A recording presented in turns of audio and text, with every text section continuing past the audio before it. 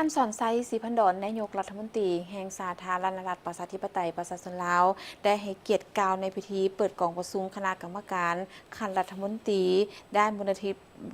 พิษหมอกควันข้ามผ่านชายแดนในโขงเขตอนุภาคพื้นแม่น้ำของครั้งที่ 14เป็นเวทีปรึกษาหรือที่มีลักษณะยุทธศาสตร์ในการร่วมมือเพื่อแก้ไขปัญหา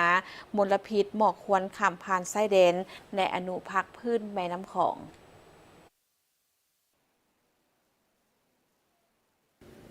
กองประชุมคณะกรรมการคณะรัฐมนตรีด้านมลพิษหมอกควันข้ามผ่านชายแดนในโขงเขตอนุภาคพื้นแม่น้ำของครั้งที่ 14 ฝ่ายลาวน้ำโดยทานลินคำดวงสวรรค์รัฐมนตรีกระทรวงเกษตรกรรมและสิ่งแวดล้อมมีคณะผู้แทนจากบรรดาประเทศสมาชิกอาเซียนในโขงเขตอนุภาคพื้นแม่น้ำของห้องเลขาธิการใหญ่อาเซียนพร้อมด้วยภาคส่วนที่เกี่ยวข้องเข้าร่วม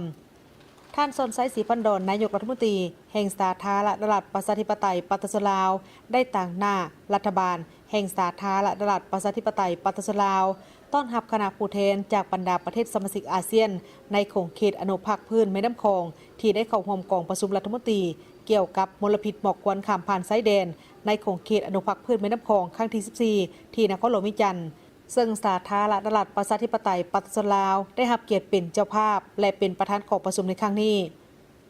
กองประชุมครั้งนี้เป็นมีความหมายสำคัญเป็นอย่างยิ่งเป็นเวทีปรึกษาหารือที่มีลักษณะยุทธศาสตร์ในการร่วมมือเพื่อแก้ไขปัญหามลพิษหมอกควันข้ามผ่านชายแดนในอนุภาคพื้นแม่น้ำคองซึ่งเป็นการยั่งยืนคำมั่นสัญญาและเป็นเอกภาพร่วมกันระหว่างบรรดาประเทศสมาชิกในการป้องกันควบคุมและลดพรมลพิษหมอกควันอย่างมีประสิทธิผลและยังเป็นโอกาสอันดีได้ทบทวนคืนหมากผลของการจะตั้งปฏิบัติแผนงานในระยะที่ผ่านมาพร้อมทางแลกเปลี่ยนบทเรียนเทคโนโลยีและข้อมูลข่าวสารเพื่อปรับปรุงกลไกต่างๆที่มีอยู่ภายใต้ขอบการร่วมมือในโขงเขตอนุภาคพื้นแม่น้ำคองให้มีประสิทธิภาพยิ่งขึ้นแทบถึงตัวจริงและสอดคล้องกับสภาพจุดพิเศษของแต่ละประเทศท่านนายกรัฐมนตรีสอนไซศรีพันดรกล่าวตื่นว่าในโขงเขตอนุภาคพื้นแม่น้ำคองพวกเขาได้ร่วมกันแก้ไขปัญหามลพิษหมอกควันข้ามผ่านชายแดนโดยจะตั้งผันขยายขอบการร่วมมืออาเซียนให้สอดคล้องกับสภาพตัวจริงของแต่ละประเทศซึ่งได้สร้างแผนดำเนินงานเชียงราย 2017 ในการแก้ไขปัญหาไฟไหม้ล้ำป่าและหมอกควันข้ามผ่านชายแดนโดยเน้นใส่การติดตามแลกเปลี่ยนข้อมูลข่าวสารการแจ้งเตือนและการสร้างความเข้มแข็งซึ่งกันและกัน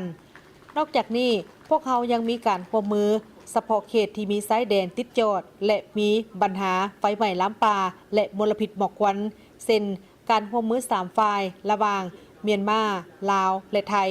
ซึ่งระยะที่ผ่านมาการนำขั้นสูงได้เห็นดีเป็นเอกภาพในการกำหนดแนวทางเพื่อแก้ไขปัญหาร่วมกันและได้มีการหับฮ้องยุทธศาสตร์ท้องฟ้าสดใส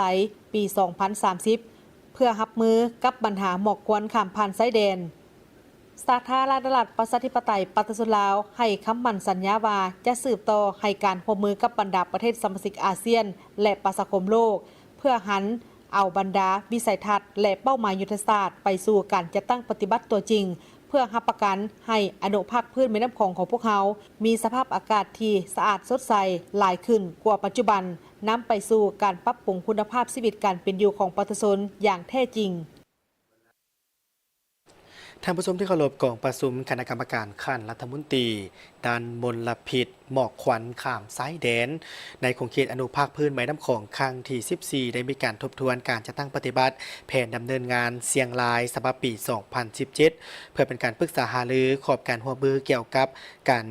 ควบคุมไฟไหม้ลามป่าและมลพิษหมอกควันข้ามชายแดนระหว่างบรรดาประเทศสมาชิกอนุภาคพื้นแม่น้ำของร่วมกับบรรดาคู่ร่วมพัฒนาซึ่งกองประชุมคณะกรรมการคณะรัฐมนตรีด้านมลพิษหมอกควันข้ามชายแดนโขงเขตอนุภาคพื้นแม่น้ำของครั้งที่ 14 โดยการเข้าร่วมของท่านสอนไซศรีพันดรนายกรัฐมนตรีแห่งสาธารณรัฐประชาธิปไตยประชาชนลาวมีคณะผู้แทนจากบรรดาประเทศสมาชิกอาเซียนในโขงเขตอนุภาคพื้นแม่น้ำของท่านรองเลขาธิการใหญ่อาเซียนบรรดาทูตต่างทูตผู้ต่างหน้าคู่ร่วมพัฒนาและองค์การจัดตั้งสากลต่างหน้าจากนครหลวงเวียงจันทร์เข้าร่วม กองประชุมในครั้งนี้ได้มีการปรึกษาหารือและพิจารณาปัญหาต่างๆ โดยเฉพาะแม่นทบทวนคืนการจัดตั้งปฏิบัติแผนดำเนินงานเสียงรายฉบับปี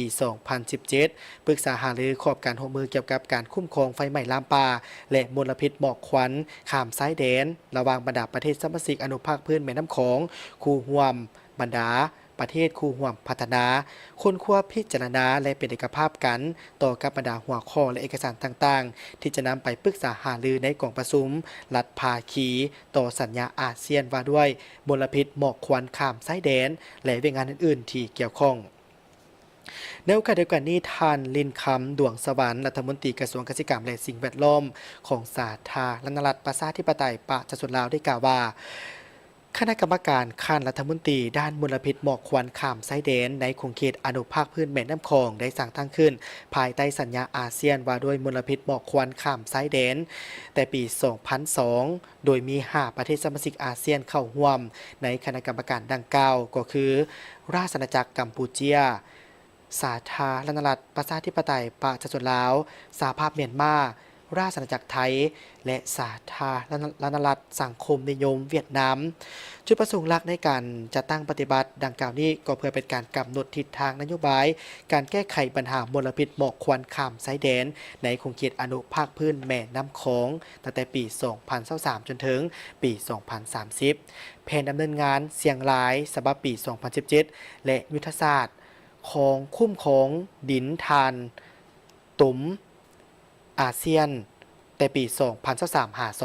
2030 เพื่อเป็นการบรรลุบรรดาคาดหมายสู่ศูนย์ที่ได้มีการกำหนดในยุทธศาสตร์และแผนดำเนินงานดังกล่าวบรรดาประเทศสมาชิกอาเซียนในขงเขตอนุภาคพื้นแม่น้ำโขงได้มีการสุ่มใส่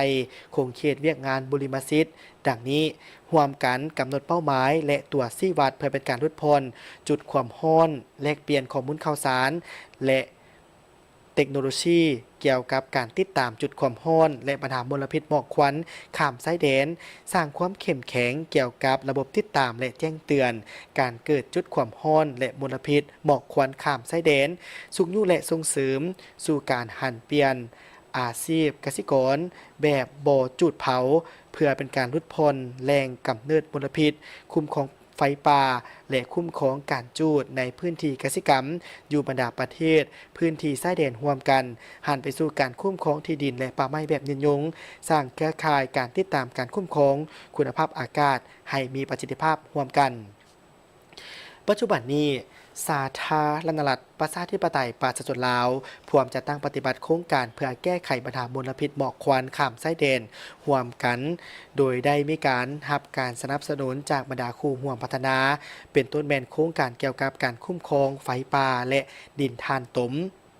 โครงการส่งเสริมการจัดตั้งปฏิบัติการลงทุนการคุ้มครองที่ดินที่ปราศจากหมอกควันและโครงการอื่นๆที่ได้มีการสำเร็จการจัดตั้งปฏิบัติระยะที่ผ่านมาโดยภายใต้การจัดตั้งปฏิบัติขอบการร่วมมือดังกล่าวผ่านมาได้มีผลสำเร็จหลายด้านซึ่งผลสำเร็จอันที่พ้นเด่นกว่าแม่นสามารถบรรลุเป้าหมายการลดผ่อนจำนวนจุดความร้อน